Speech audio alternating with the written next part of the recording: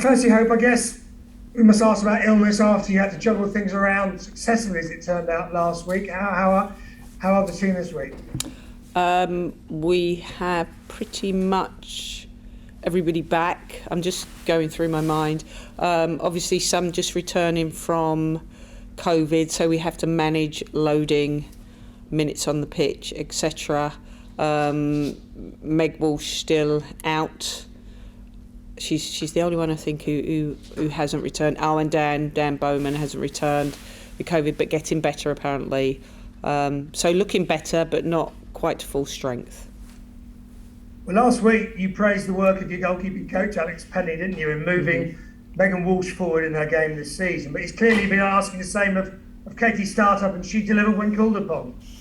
Yeah, I mean, again, credit to Alex. He's worked really well with Katie, and more importantly, credit to Katie. She's a willing learner, ever present at training, really works well with Megan Walsh, is a real fan of Megan Walsh, and they work really well together. So that's really, really nice to see. I think they complement each other and push each other in training.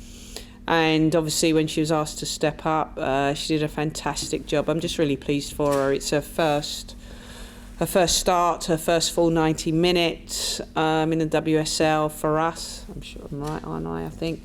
And the fact that she not only performed well, but she also kept a clean sheet. We also won the game, and everybody was just really joyous for us, so really pleased. And now the dust has settled on that win, an impressive win away at a real informed side. You mentioned the performance of Katie stepping up, but what about what you've taken thinking through the game over the last few days? What really impressed you to move forward the last few games of this season? I think scoring 2 goals and not conceding, scoring early, I think that really settled us, which was a blessing for us. I don't, in all honesty, some of our defensive play wasn't very good. We've analysed it, so we know going into the game against Man United, we know it's got to be better because they will be arguably a bigger test at home for them.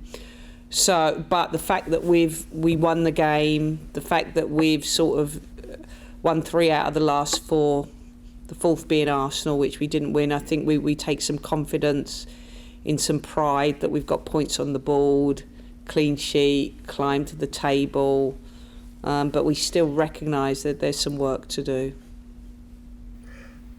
United desperately needed a result, didn't they, against you at Crawley, and did get it. They've now made it into the top 3, but I guess there'll be a different kind of pressure on them now, which you could perhaps take advantage of. Well, yeah, I think we have to be prepared that they're going to come out of the traps very quickly. They know they're pushing for 3rd, and I think they will think that this is an ideal opportunity to gain points at home. They're above us in the table, beat us before. They're high on confidence, having beaten Everton arguably quite convincingly, so they're in some form.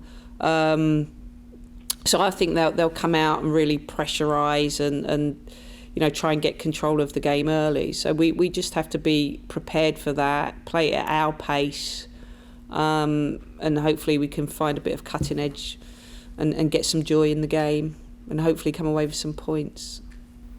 But a tough game as it is, I imagine you travel there, as you say, after the West Ham win, the 2 wins before the Arsenal game, in the best state of mind that you could to go to a game like that, I guess. Yes, I think so. And with the majority of our players being back in training now, that gives us a little bit more depth. The challenge is how much more, some of them have had COVID, how long they will be able to play for. We have to manage that.